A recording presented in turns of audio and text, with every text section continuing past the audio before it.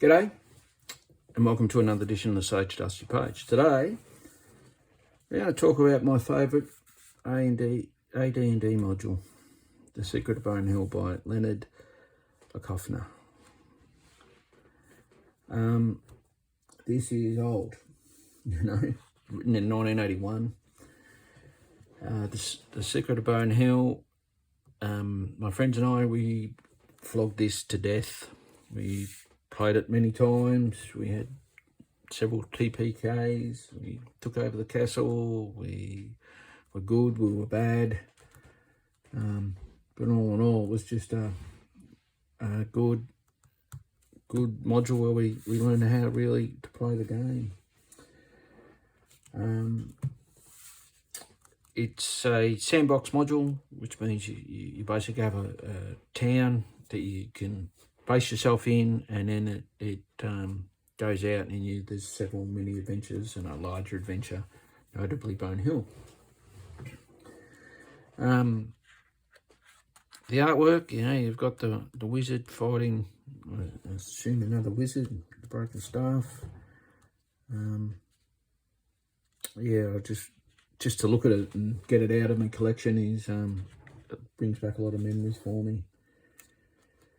You step into the module, and obviously we'll have a quick look. You get a set of maps to the different adventures, or two of them at least. And you have a wizard riding a nightmare, which you never actually encounter in the module anywhere, but it's still a pretty cool piece of art. Here we go.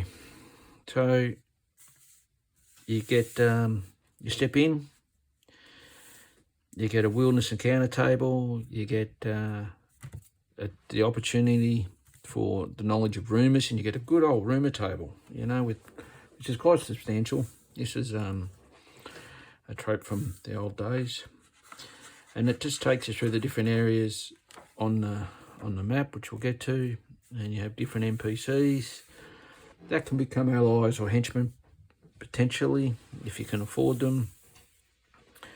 Talks about a casino and a heap of clerics that run it.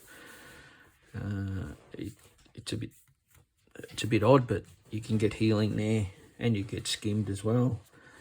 Talks about Bald Hill, and for adventurers that are 2 to 5 levels, this is a very tough encounter, especially if you encountered a lot of them. I mean, you've got a half-orc fighter cleric with 9 levels of experience combined, with a girdle of ogre strength and the ability to cast spells. And then you've got a half-orc thief of 5th level, so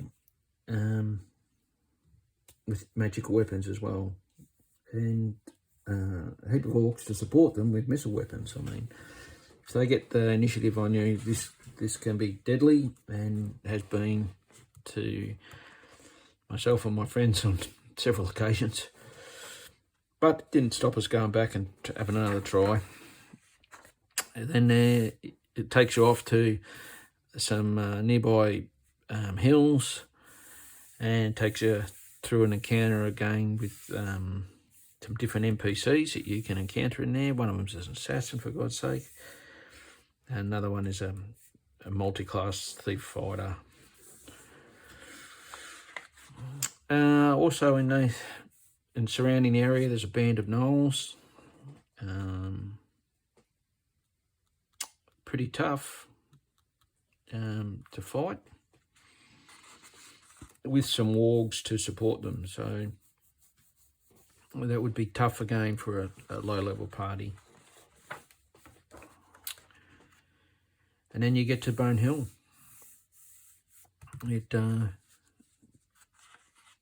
Powerful wizard, large numbers of undead, bugbears. This is a very difficult adventure. You got the upper keep, which is sort of the domain of the wizard and his bugbear servants, and then you get into the catacombs, and there's ghouls, there's oozes, there's a stone guardian, which is introduced back in the day. New monsters were introduced in modules like this, or in the Dragon magazine. And, there wasn't the internet wasn't around or anything like that. How you got new bits of goodness was through purchasing product, physical product.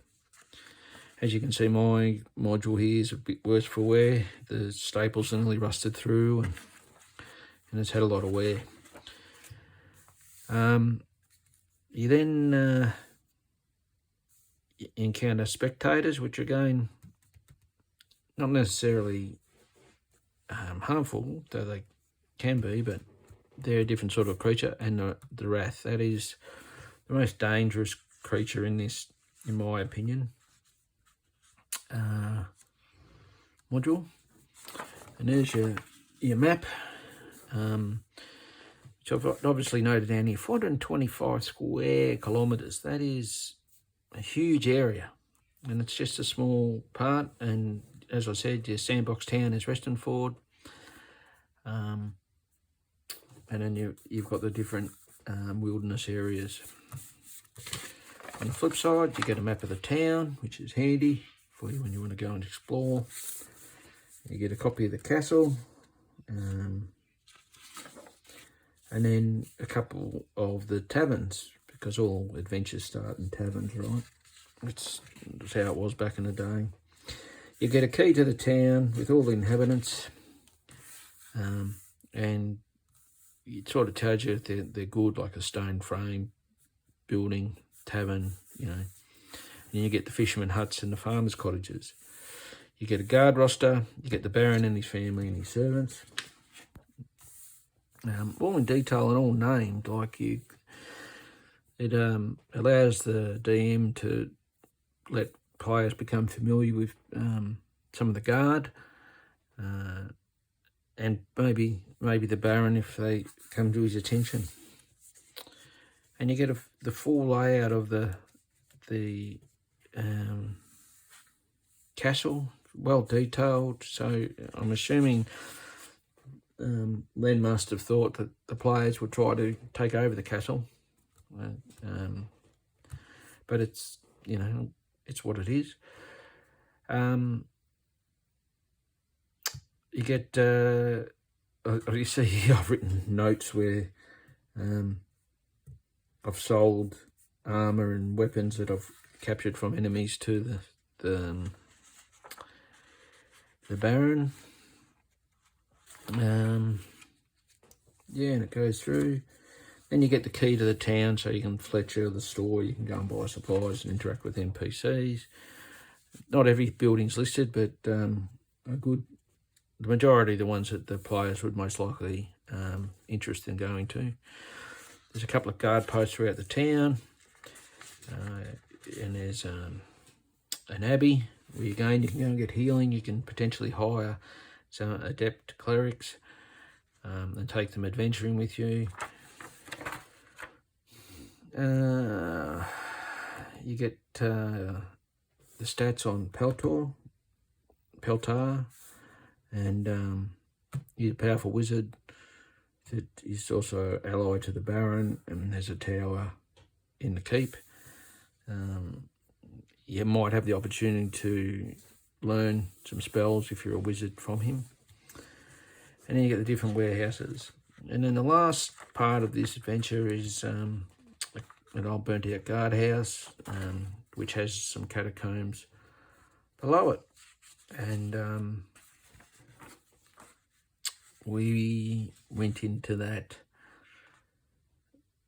numerous times. I can't tell you how many times we played that out.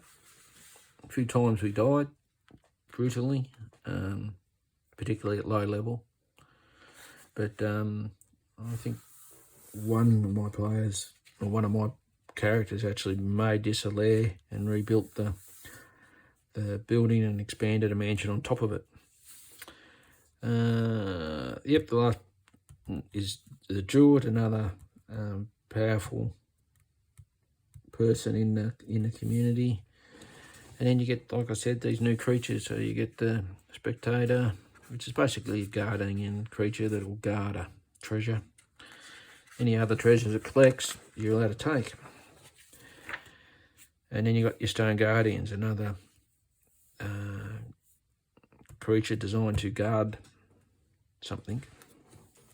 Yeah, but it was just I thought I'd do this. It was a toss up between U1 and L1. I really like the Sinister Secret of Salt Marsh as well, but yeah, I think this was the very first module I got way back in the day. I got it for Christmas from my mum and dad. Yeah. Anyway, please like and subscribe. Have a great day, and be well.